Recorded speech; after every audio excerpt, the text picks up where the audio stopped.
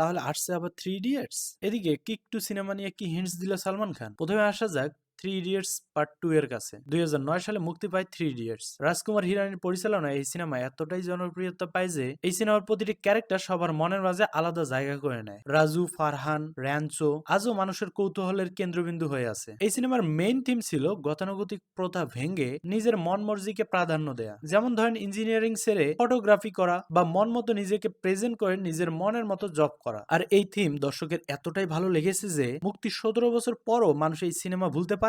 প্রতিনিয়ত কথা হয় এই সিনেমা নিয়ে, সিনেমার ক্যারেক্টার নিয়ে। র্যাঞ্চোর চরিত্রে আমির খান তার সেরাটা দিয়ে অভিনয় করেছিলেন, যেটার ফল আজও পাচ্ছে। একটি জেনারেশনের দৃষ্টি চেঞ্জ করে দেয় এই সিনেমা। এই সিনেমা যেমন ছিল দর্শক মহলের জনপ্রিয়তা, তেমনি ব্যবসায়ও ছিল আকাশচুম্বী সফলতা। এটি বলিউডের প্রথম সিনেমা যা 200 কোটি রুপির ক্লাবে প্রবেশ করে। কাল ক্লাসিক এই সিনেমার জনপ্রিয়তা দিন দিন বাড়লেও দর্শকদের মাঝেও বাড়ে আরেক অপেক্ষা, আরেক চাওয়া। রাজকুমার হিরানিকে এই সিনেমার আরো কোনো পার্ট এক্সপেরিয়েন্স করাবে? অবশেষে সেই অপেক্ষার অবসান ঘটে। হ্যাঁ, আসছে থ্রি ইডিয়টস এর পার্ট 2, যেটা হবে আবার আগের পার্টের সিকুয়াল। তাহলে গল্পটা কিভাবে কন্টিনিউ করবে? জানা যায় অ্যাকচুয়ালি পার্ট 2 এর গল্পটা আবর্তিত হবে আগের পার্টের 15 বছর পরের টাইম লাইনে। আর কাস্টিং ক্রু সব আগের মতোই থাকবে। তার মানে আমরা আরেকবার রাজু, ফারহান, র্যাঞ্চোদের এক্সপেরিয়েন্স করার সুযোগ পাচ্ছি। যা হোক, এই সিনেমার কাজ শুরু হবে নেক্সট ইয়ার জুলাই আগস্ট থেকে, তবে মুক্তির ডেট এখনো জানা যায়নি। এদিকে সালমান খান কি বিগ বস মঞ্চে দিল কিক 2 এর ইঙ্গিত? হ্যাঁ, ইঙ্গিত তো দিয়েছেই একটু, বাট এমন অনেক ঘোষণাই তো আসে মাঝে মাঝে কিক 2 নিয়ে। তবে এবার কি আসলেই ফাইনাল? হ্যাঁ, এবার কিন্তু সত্যি সত্যি হওয়ার সম্ভাবনা আছে, কারণ বিভিন্ন মিডিয়া রিপোর্টস থেকে জানা যায়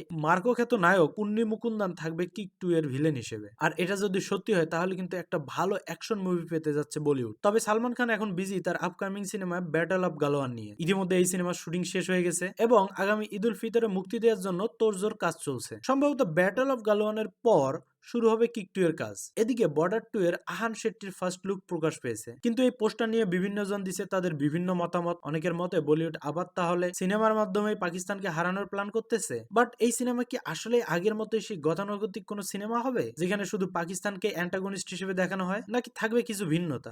তবে দেখাই যাক কি হয় এই সিনেমা।